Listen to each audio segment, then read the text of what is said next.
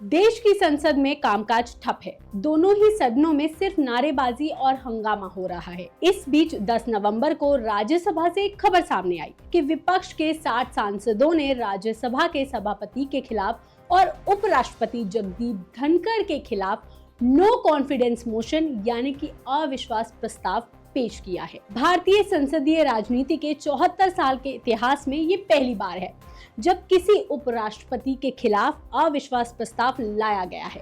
अब सवाल ये है कि इससे जगदीप धनखड़ की कुर्सी चली जाएगी और अगर हाँ तो सांसद कैसे इस प्रस्ताव से सभापति को हटा सकते हैं। इस प्रस्ताव के नियम क्या हैं? ये नो कॉन्फिडेंस मोशन यानी कि अविश्वास प्रस्ताव क्या है, सब कुछ आपको बताएंगे इस वीडियो में। विपक्ष ने धनखड़ के खिलाफ राज्यसभा के सेक्रेटरी जनरल को अविश्वास प्रस्ताव सौंप दिया है। इस प्रस्ताव पर करीब 60 सांसदों ने साइन किए हैं, जिसमें कांग्रेस, बंगाल की सत्तारूढ़ तृणमूल कांग्रेस, अरविंद केजरीवाल की आम आदमी पार्टी, अखिलेश यादव की समाजवादी पार्टी, तमिलनाडु की डीएमके और लालू यादव की राष्ट्रीय जनता दल के सदस्य शामिल हैं। इन सभी विपक्षी पार्टियों ने अविश्वास प्रस्ताव में आरोप लगाया है कि उनको सदन में बोलने नहीं दिया जाता और चेयरमैन पक्षपात करते हैं। इस बात की जानकारी कांग्रेस के नेता जयराम रमेश ने दी है। सुनिए वो क्या कह रहे हैं। पर जिस तरीके से उन्होंने सभा चलाया है, सदन चलाया है और खास तौर से कल जो देखने को मिला, हमें मजबूर कर दिया। सारे के सारे इंडिया पार्टी सभी ने हस्ताक्षर किया है इस अविश्वास प्रस्ताव पर।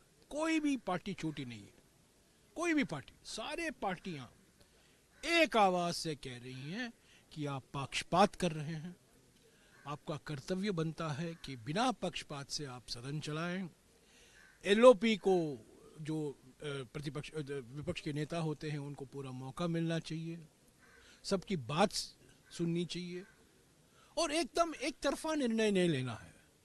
तो हम उम्मीद करते हैं कि हमने अभी सेक्रेटरी जनरल साहब को पेश किया है, अभी हम उम्मीद करते हैं उस पर जो कार्रवाई होनी है वो होगी। अब आपको बताते हैं कि ये अविश्वास प्रस्ताव क्या है।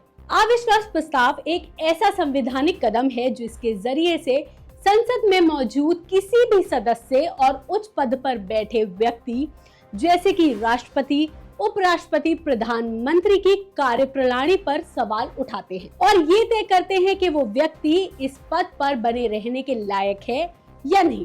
संविधान में ये प्रस्ताव एक सामान्य प्रस्ताव की तरह ही है जिसे दोनों सदनों में पारित करवाना होता है।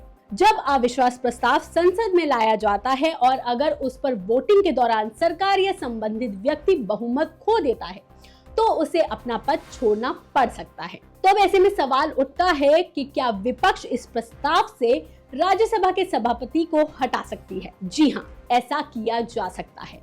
संविधान के आर्टिकल 64 में राज्यसभा के सभापति पद के बारे में बताया गया है। राज्यसभा के सभापति क्योंकि भारत के उपराष्ट्रपति भी होते हैं, इसलिए भारत के संविधान में इस पद को दूसरा सबसे बड़ा पद माना जाता है। उपराष्ट्रपति का चुनाव लोकसभा और राज्यसभा के सदस्य मिलकर बहुमत से करते हैं और इसके जरिए उनको पद से हटा भी दिया जा सकता है। उपराष्ट्रपति को पद से हटाने की जो प्रक्रिया है वो आर्टिकल 67B में बताई गई है।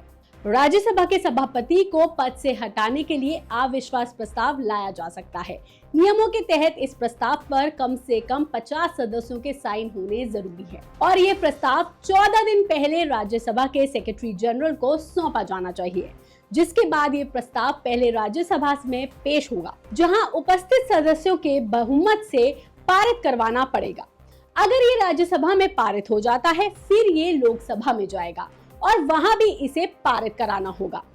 इस प्रक्रिया के बाद ही सभापति को कुर्सी से हटाया जा सकता है। विपक्षी पार्टियां भी संविधान के आर्टिकल 67B के तहत ही इस प्रस्ताव को लेकर आई हैं, लेकिन राज्यसभा में संख्या बल को देखते हुए इस प्रस्ताव के गिर जाने की पूरी संभावना है, क्योंकि राज्यसभा में अभी कुल 231 सदस्य हैं, जिनमें से एनडीए के सदस्यों की संख्या 120 के पार है और वहीं विपक्ष के केवल 82 सदस्य ही हैं और बाकी सदस्य दूसरी पार्टियों के हैं। सभापति धनखड़ को हटाने के लिए विपक्ष को कम से कम 116 मतों की जरूरत है, जिससे विपक्ष काफी दूर दिखाई देता है।